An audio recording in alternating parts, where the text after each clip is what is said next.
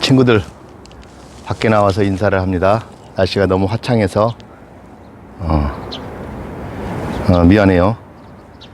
방송 장비가 여의치 않아서 선생님이 집에서 쓰는 소품을 가지고 나와서 하다 보니까 좀 흔들거리고 그렇네요.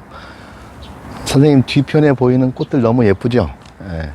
그래서 여러분들도 밖에만 안에만 있지 말고 밖에 이렇게 한 번씩 나와서 공원이라도 산책하시라는 마음에서 저도 어설프게 이렇게 밖에 나와서 촬영을 한번 해봅니다. 지난 시간에 선생님이 우리가 배워야 될 세무 일반에 대한 기본적인 구성에 대한 얘기를 먼저 얘기했어요. 그렇죠? 맨 첫 파트, 5개 파트로 나눌 건데 맨 처음 파트가 세무에 관한 기본적인 사항들 공부를 첫 번째 큰 테마로 할 거고요. 그 다음에 두 번째로 각 조세에 들어가는데 기본적인 가장 큰 조세인 4가지. 맨 처음에 그렇죠, 부가가치세.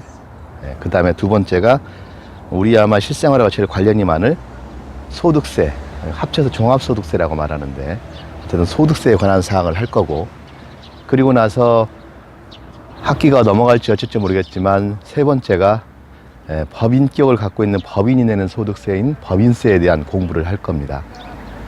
그리고 마지막으로 기타 조세에 대한 사항을 말씀드렸었죠. 기타 조세들은 여러 가지 사항들은 많은데 기본적으로 상속세, 증여세, 그 다음에 부동산과 관련된 세금들을 중심으로 공부하게 될 것입니다.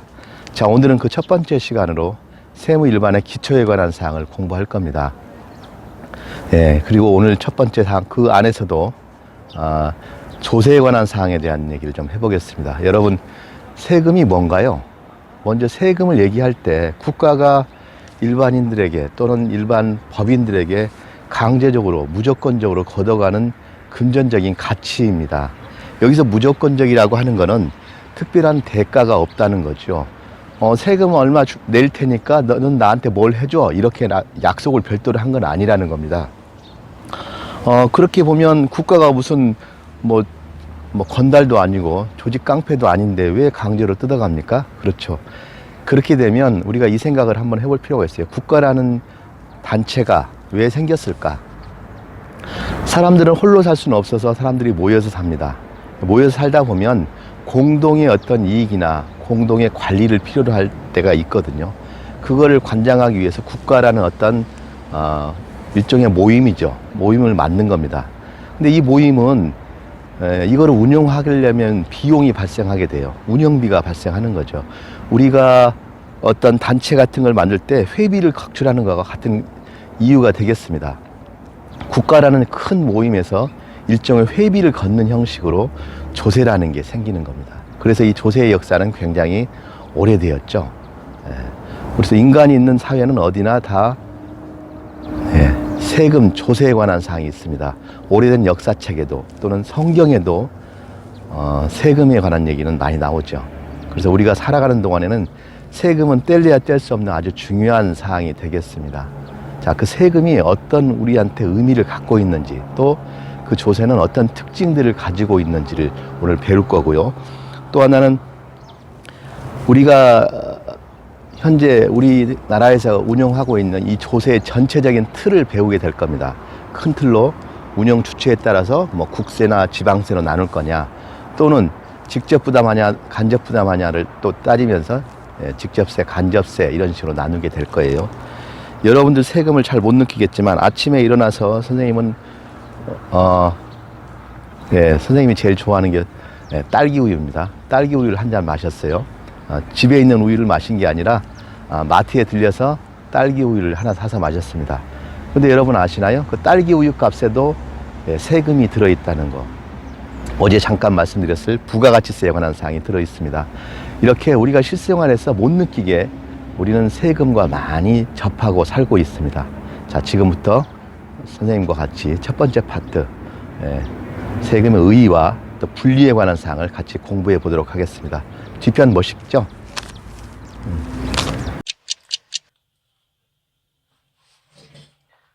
자, 여러분 반갑습니다. 아이루, 선생님 손만 보여서 미안해요. 장비가 여의치 않다 보니 일단은 어제에 이어서 이런 형식으로 일단 수업을 해보고요. 이게 반응이 여의치 않으면 PPT를 직접 해서 시연하는 걸로 그렇게 한번 해보겠습니다.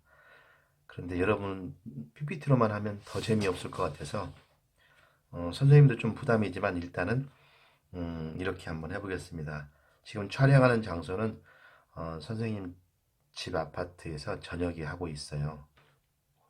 화질은 일단 깨끗하게 나오죠. 더 깨끗하게 촬영할 수도 있는데 고화질이 되면 용량이 커서 업로드가 안 되더라고. 그래서 좀 고민입니다. 자, 어쨌든 지난 시간에 우리가 뭘 배웠죠? 선생님하고 같이 선생님이 과제를 냈었는데 했는지 모르겠습니다. 뭘 했었냐면 목차를 한번 다 정리해보자. 아주 작은 번호까지 쓸 필요는 없지만 큰 파트로 하나, 둘, 셋, 넷, 다섯 파트 크게 나눴죠. 세무일반의 기초부터 부가가치세, 소득세, 법인세, 기타 조세 이렇게 나눴습니다. 나누고 그 다음에 거기에 따른 작은 번호들까지만 좀 정리를 해보자 말씀을 드렸어요. 다 했겠죠? 아직 시스템이 어떻게 될지 몰라서 여러분들 수행평가나 이런 거 할 때 제가 과제 1번 올리세요 그러면 이 목차 정리한 거 A4지에 한 장 정리해서 그걸 올려주시면 되겠습니다.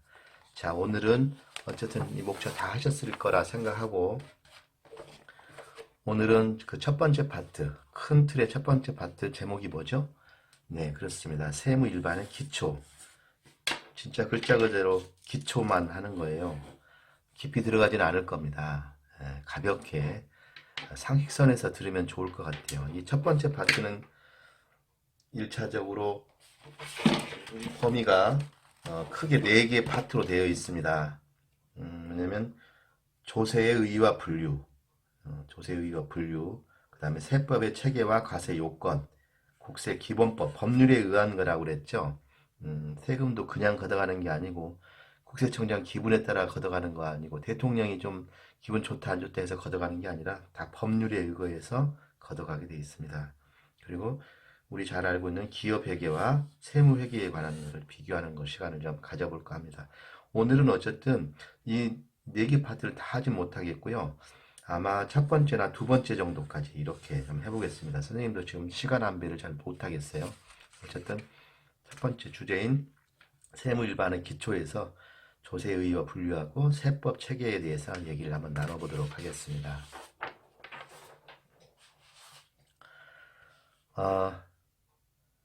여러분들 세금을 거둘 때 다 그런 얘기 하죠. 모든 사람들에게 공평하게 거둬야 된다. 공평하다는 의미는 어떤 걸까요? 다 똑같이 거둬야 될까요? 예, 잠깐 짧은 동영상 하나 보도록 하겠습니다.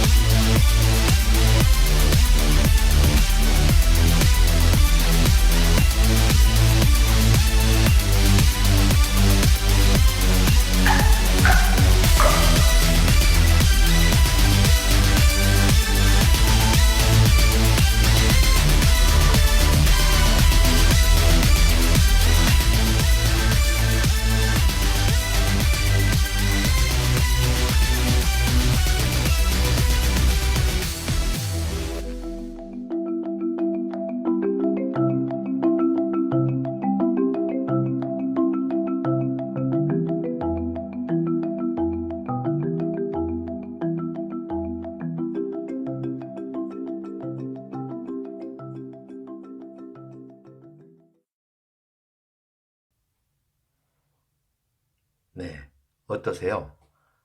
동영상을 보고 나서. 그렇죠? 공평하다는 뜻은 단순히 똑같은 금액을 부담한다는 것이 아니라 우리가 말하는 경제 능력, 담세 능력이라고 하는데 그 사람이 부담할 수 있는 능력에 따라서 맞게 분배하는 게, 그게 세금 부담을 시키는 게 공평한 거겠죠. 그래서 사실 세금에 있어서는 공정하다는 의미를 잘 이해해야 됩니다. 공정하다는 건 똑같다가 아니라 부담의 능력에 맞게 고르게 부담시켜야 된다는 게 기본 전제에 깔려 있는 겁니다. 자, 그래서 우리 조세의에 대해서 한번 얘기를 나눠보도록 하겠습니다.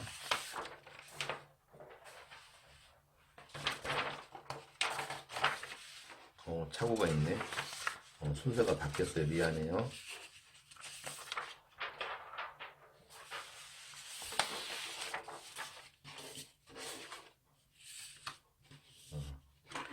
아직 익숙치가 않아서. 잘 보이죠? 자, 조세의입니다. 여러분, 조세 하는데 익숙지가 않죠? 우리 그냥 세금 이러면 되는데 왜 조세 그러지? 예.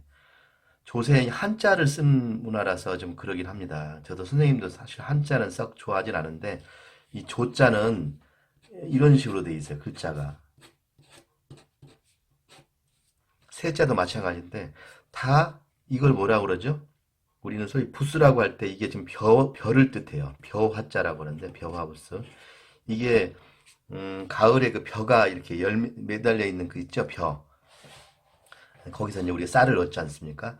옛날에 세금은 무조건 쌀로 걷었기 때문에 이게 지금 쌀을 뜻하고요. 이건 쌓여 있는 모습이에요. 볕단이 쌓여 있는 모습이죠. 그래서 세금 하면 사실은 쌀을 걷어오는 건 당연하기 때문에 조세라는 의미는 좀 쌀로 걷어왔다는 그의 의미에 깔려 있습니다. 어쨌든 우리는 그냥 세금 하면 되는데 이 용어는 워낙 토착화되어 있다 보니까 그냥 조세 하더라도 혼용해서 쓸 수 있도록 그렇게 하면 좋겠습니다. 쌤이 말씀드렸지만 우리는 알게 모르게 세금을 내고 있어요. 아침에 우유 사 마셨죠. 그러면 우유, 나도 모르게 거기에 우유값의 10%분을 여러분 부담한 거예요. 만약에 우유가 1,000원이라고 그랬다면 사실 100원은 여러분 세금 낸 겁니다. 그리고 이제 부가가치세라고 하는데 뒤에 또 자세히 배울 겁니다. 알게 모르게 이렇게 세금을 많이 내고 있어요. 근데 세금 걷어가는 국가에서는 또는 지방자치단체에서는 그 돈을 걷어다가 뭐 합니까? 대통령 갖다 주는 게 아니죠. 그렇죠. 그걸 가지고 국방이라든지 또는 이번에 코로나 사태 같은 사태가 생겼을 때 마스크 사서 돌려줘야 할 거 아니에요. 그렇죠? 그렇지. 그 다음에 또 공무원들 월급도 줘야죠. 이런 데다 쓰는 비용으로 쓰고 있습니다. 중요한 건 이건 뭐냐면 반대급부는 따로 없는 것, 없다는 말씀이에요. 반대급부라는 말은 뭐예요? 거래로서 그러는 거죠. 세금 내, 그럼 내가 뭐 해줄게. 이렇게 약속하지는 않는다는 거죠. 다만 국가의 의무를 하긴 다 할 텐데 얼마를 내면 어떻게 해준다. 이러는 건 없는 거죠. 다 당신에 맞게 당신의 부담할 수 있는 정도의 세금을 내라. 국가는 전체적으로 국민을 보호한다. 이렇게 되어 있는 겁니다. 그래서 반대급부 없이 걷어들이는 돈을 조세라고 한다. 그래서 어쨌든 조세라는 개념은 거래라는 게 아니라는 걸 말씀을 좀 드립니다. 디테일하게 조세의 개념을 한번 더 보도록 할게요. 조세란 국가 또는 지방자치단체가 재정 수입을 조달할 목적으로 법률에 규정된, 그냥 걷는 게 아니라고 그랬어요. 기분 따라서 걷는 것도 아니라고 그랬습니다. 법률에 따라서 맞춰서 걸어드립니다. 올해 이번에 코로나 때문에 굉장히 힘들다. 그럼 그냥 좀 대통령이니까 좀 깎아줘. 이게 아니라는 거죠. 법률에 의거해서. 이렇게 비상 상황이 될 때는 대통령령이라는 또 법률이 있습니다. 거기에 따라서 움직이는 거지 그냥 기분이 하는 게 아닙니다. 어쨌든 세금을 거둘 때는 전부 법률에 의거해서 그 요건을 충족한 개인 및 법인에게 부과하는 겁니다. 요건을 충족하지 못한 사람한테는 그럼 어떻다는 뜻이에요? 그렇죠. 거두지 않는다는 얘기죠. 여담이긴 합니다만 여러분, 우리나라 전체 소득세를 내는 사람, 그러니까 물론 돈 많이 버는 저 이재용 회장 같은 분도 있겠지만 그냥 어디 식당 같은 데 잠깐 아르바이트 해가지고 한 달에 몇십만 원 받는 분도 있겠죠. 우리나라에서 한 40% 가까운 분은 사실 소득세를 한 푼도 안 내고 있습니다. 왜냐하면 그분들은 최소한의 생활비를 쓰고 나면 사실은 세금 낼 정도의 규모가 안 된다고 보기 때문에 우리는 그걸 과표라고 그러죠. 과세표준. 과세표준점 이하이기 때문에 세금을 안 내는 거예요. 그래서 또한 과세 요건을 충족 안 하기 때문에 그분들한테는 세금을 부과하지 않는 겁니다. 자, 이러한 조세는 어떤 의미를 또 갖고 있냐면, 자, 정부의 재정 활동을 위한 재원을 마련한다고 말씀드렸어요. 정부가 돈이 있어야 공무원들 월급을 또 주고, 그 다음에 도로도 깔고 그러겠죠. 또 하나는 생산 요소의 효율적인 분배를 유도한다고 그랬는데, 국가가 일정하게 산업을 육성해야 되면 그쪽 산업에 대해서는 세금을 깎아주는 겁니다. 그러면 아무래도 다른 산업을 내가 사업을 투자를 하려다가 이쪽은 세금도 적으니까 내가 이 사업을 한번 해봐야지 라고 해서 생산 요소의 효율적인 배분을 유도할 수 있는 거죠. 또 하나는 소득의 재분배 기능도 있습니다. 무슨 말이죠? 그렇죠. 부자인 사람한테는 세금을 조금은 더 많이 걷고 가난한 사람은 세금을 안 걷거나 조금만 걷는 거죠. 그러면 어떻게 됩니까? 많은 세금을 걷어들인 부자한테 걷어들인 세금을 다시 고르게, 그렇죠. 복지를 할 때는 엠빵으로 그냥 고르게 나가는 겁니다. 오히려 더 가난한 사람한테 사실은 복지 혜택은 더 가는 거죠. 그렇죠. 이제 역차별이 될 수도 있지 않는데 어쨌든 부자인 사람한테 많이 걷어서 그게 공평한 거고, 또 복지로 나갈 때는 가난한 사람한테 많이 나가라. 그게 바로 공평한 거죠. 그래서 어쨌든 소득 재분배의 기능을 하고 있다. 이렇게 보시면 되겠습니다. 어, 어, 조세의 특징을 하기 전에 자, 과세 주체를 먼저 볼게요. 자, 우리 세금은 그럼 어떠한 특징을 가지고 있는지 좀 보겠습니다.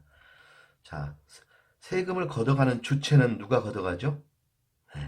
우린 누구라고 알고 있어요? 여러분 요 오른쪽에 보면 더 알아보기에 보면 국세청이라는 얘기가 나옵니다. 국가에서. 근데 국세청이라고 하는 말은 글자 그대로 지방세가 아니라 국세인 거죠. 국세청은 국세를 걷어가는 기관이 국세가 되겠습니다. 그래서 각 지방의 국세청의 지소가 다 있고요. 그래서 국가의 과세 주체는 국가를 대신해서는 국세청이, 그 다음에 지방자치단체에서는 각 시군구에서 또 세금을 지방세를 걷어가고 있습니다. 그런데 이런 세금들은 공과금이나 벌과금하고는 다릅니다. 여러분, 아빠가 운전하고 오다가 과속을 했어요. 딱지 끊겼죠? 예. 그럼 범칙금 내죠? 세금인가요? 예, 그걸 우리는 세금이라고 하진 않습니다. 그건 벌과금이라고 하죠. 예, 그건 세금의 개념이 아닙니다.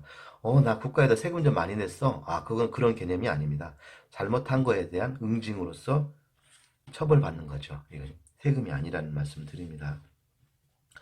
자, 이번 이제 과세 목적을 하겠습니다. 이렇게 세금을 걷어가는 목적은 뭘까요? 예, 말씀드렸다시피 조세를 부과하는 주된 목적은 재정 수입의 조달이라는 뜻인데, 우리는 우리 금융상업 계열의 학생으로서 재정이란 말을 잘 들어야 돼요. 재정은 국가 살림살이 이렇게 말하면 되겠습니다. 국가는 살림살이, 우리가 지금 회계 쓰듯이 재무제표 표현하듯이 국가도 이 재무제표를 만들어야 되죠. 그래서 사실은 국가도 살림살이를 잘해야 됩니다. 국가의 수입은 뭐죠? 그렇죠. 세금이죠. 국가의 지출은 뭐죠? 그렇죠. 복지라든지 사회 간접자본, 도로 깔고 항만 만들고 이런 거죠. 예. 그래서 조세를 부과하는 주된 목적은 재정 수입의 조달, 국가에서 운용하는 자금의 원천이 되는 겁니다. 그래서 아까 말씀드렸듯이 법을 위반했을 때 제재하는 벌과금하고는 성격이 다르다는 말씀 드리고요. 자, 조세의 목적이 재정 수입의 조달이지만 사회 경제가 복잡하고 다양한 형태로 발전됨에 따라서 사실 사회 정책적 목적과 경제 정책적 목적도 강조된다고 말씀드렸어요. 아까 말씀드린 소득의 재분배라든지 이런 것들은 그죠, 부과되는 별도의 목적인데 이것도 점점 강조되고 있습니다. 그렇죠. 이렇게 사회 정책적인 목적, 사회 양극화, 빈부의 차가 심해진다든지 이럴 때 점점점 이런 조세가 가지는 역할이 커지는 거죠. 왜?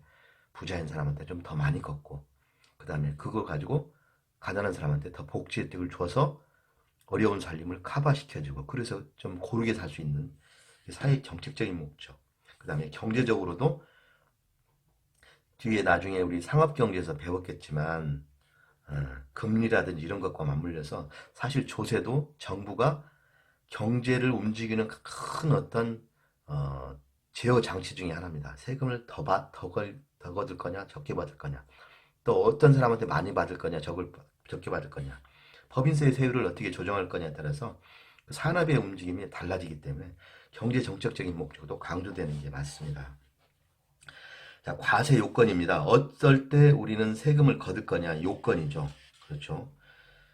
그 요건을 충족한 경우에만 과세할 수 있다는 겁니다. 그 요건이 충족되지 않으면 세금을 걷어서는 안 되고 걷지도 않는다는 얘기입니다. 잘 보이나요? 제가 아래쪽을 하고 있습니다. 자, 여기서 과세 요건이 그럼 뭐냐? 그러면 자, 납세 의무자, 세금 내는 사람이 어떤 사람이냐? 그 다음에 어떤 거에 대해서 세금을 물릴 거냐? 그 물건이냐? 그 사람의 소득이냐? 그 회사냐? 대상인 거죠.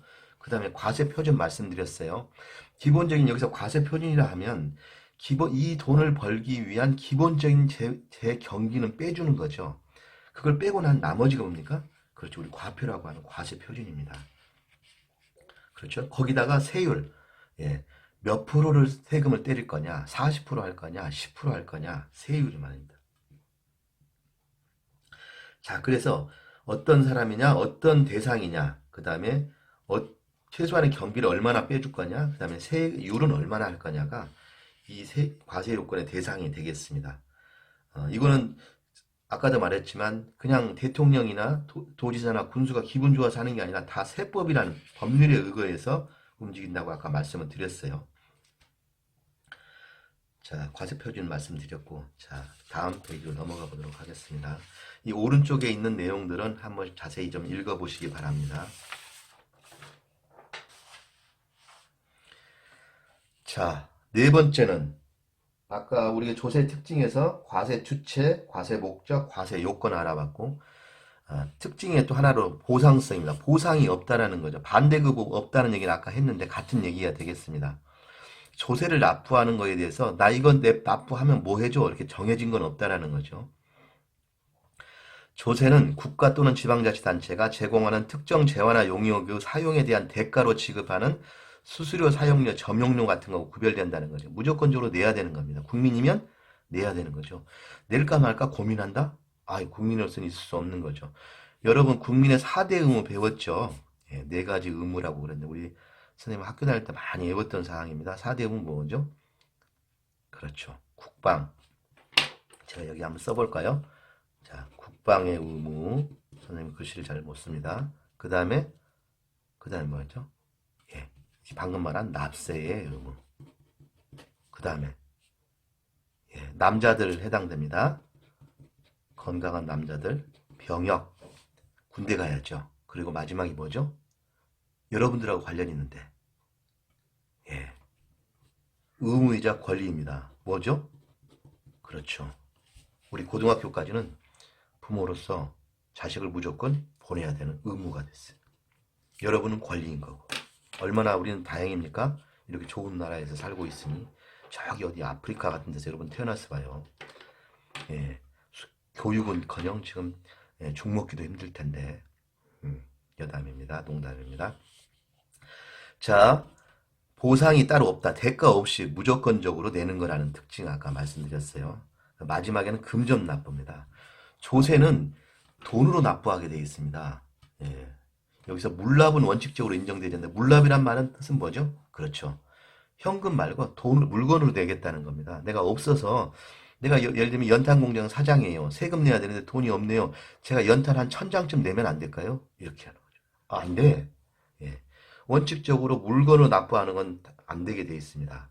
다만 예를 들면 표현이 좀 이상하지만 모 회장님이 돌아가셨어요. 그래서 그 아들들이 상속세를 내야 되죠. 상속세를 내야 되는데 워낙 큰 부자여서 상속세가 한 몇천억이에요. 몇천억. 몇천억을 현금을 마련해서 납부한다는 게 현실적으로 쉬워요, 어려워요? 그렇죠, 어렵죠. 이럴 때는 예외적으로 소득세법이나 이런 데 상속세에서도 예외적으로 이렇게 금액이 크거나 급하게 내야 될 때는 예외적으로 물납을 인정하는 경우가 있습니다. 어쩔 수 없는 거죠, 그때. 그냥 주식 얼마를 내라든지 거기에 해당되는 금액이 평가액을 해서 감정평가사가 해주는 그 정도 금액을 내라. 이렇게 하는 경우도 있다. 말씀드렸습니다. 자, 그 밑에 이기자리 한번 볼까요? 우리가 살면서 내는 세금들이 어떤 게 있을까요? 라는 겁니다. 제가 아침에 우유 얘기 드렸는데 우유 사 먹을 때 세금 내는 거 나도 모르게 내고 있죠. 자, 그런데 일상생활 딱딱하지 않게 그냥 우리 일상생활에서 우리가 접할 수 있는 세금, 접하진 않더라도 그래도 들어봤을 만한 세금 한번 같이 생각해 보도록 하겠습니다. 그렇죠? 잘 보이죠? 자, 아빠가 사업을 해서 돈을 좀 잘 벌었어요. 그러면 연말에 뭘 내야 되죠? 우리 배웠던 소득세를 내야 됩니다. 이건 파란색으로 한번 해볼까요? 자, 소득세를 내야 됩니다. 소득세. 그 다음에 이번에 그 돈 갖고 아빠가 저기 땅을 좀 사셨어요. 아니, 아파트를 샀어요. 자동차도 사고. 그러면 당연히 취득세라는 걸 내야 됩니다. 취득세. 그 집을 샀어요. 자동차 아까 샀다고 그랬는데, 그럼 집 사면, 1년에 한 번씩 재산세가 나옵니다. 재산세를 내는데, 재산세 중에서도 조금 좀 많은 사람들, 이 정도 재산세 정도는 안 되게 좀 더 내야 되겠는데, 이런 사람들은 종부세라고 종합부동산세를 냅니다. 쌤이 여러분들 얼굴 보면서 수업을 하면 아마 이 얘기 많이 할 텐데, 나중에, 친해져야 친구, 대표적인 게, 금융소득 종합과세 대상자하고 종합부동산세를 내는 친구다. 그러면 여러분이 좀 더 친해지라고 제가 농담합니다. 왜? 그 친구는 부자란 뜻이거든요. 종합부동산세 있습니다. 그 자동차를 사면 자동차세도 냅니다. 부동산을 갖고 있다가 팔았어요. 근데 좀 많이 남았어요. 싸게 사서 5억에 샀는데 예를 들면 10억에 팔았다. 그럼 5억을 남았네. 그 남은 거에다 또 양도소득세를 내야 됩니다. 이것도 소득세의 일종이에요. 근데 어쨌든 그만큼 마진이 이익이 남았으면 남는 거에서 일부 내, 세금 좀 내, 이렇게 되는 거죠. 나쁘게 말하면 좀 뜯어가는 것 같은데 어쨌든 무조건적으로 내야 되니까 양도소득세를 내게 돼 있습니다. 근데 그래서 아빠가 돈을 많이 벌어가지고 여러분들한테 좀 주고 싶대요. 너 이제 장가도 가고 시집 가야 되니까 아빠가 저 아파트 하나 사주련다 라고 하면 그때 정부에서 가만히 있어요? 네. 국세청에서 잠깐만 하면서 나옵니다. 뭐 달라고? 증여세 내라고요. 근데 그렇게 많은 돈을 모았다 부모님이 만약에 이제 나중에 돌아가셨어요. 그럼 여러분들한테 재산을 물려주네? 그렇죠. 뭐 엄청 큰 돈이 들어오는데 또 국세청에서 찾아옵니다. 뭐 내라고요? 상속세 내라고요. 자, 이렇게 세금은 우리 생활에서 알게 모르게 많이 여러분들하고 관련이 되는 겁니다. 그래서 관심 있어야 되는 거고요. 물론 나는 아무 소득도 없고 아무 재산도 없고 그래서 나는 세금이랄 게 없다. 그렇게 사시는 분도 물론 있죠. 근데 모르겠습니다. 여러분들은 아직 갈 길이 멀기 때문에 저는 여러분들이 세금으로 많이 내면서 약간 스트레스를 받더라도 그런 삶을 살았으면 좋겠습니다. 좋은 직장에 취직해서 월급도 많이 받고 그래서 세금도 많이 내고 나중에 그 돈 가지고 멋진 아파트도 사서 재산세도 좀 내고 멋진 차도 사서 자동차세도 좀 내고 그래야 제가 여러분들이 무슨 문제 있을 때 국회의원이나 군수나 이런 사람들한테 큰 소리 치는 거 아닙니까? 나 세금 많이 냈다. 당신들 내가 낸 세금으로 월급 받고 그러면서 일을 이거밖에 못하냐? 라고 또 따질 수도 있는 거죠. 자, 그렇습니다. 자, 두 번째 챕터로 넘어가겠습니다. 시간이 어쩔지 모르겠네요.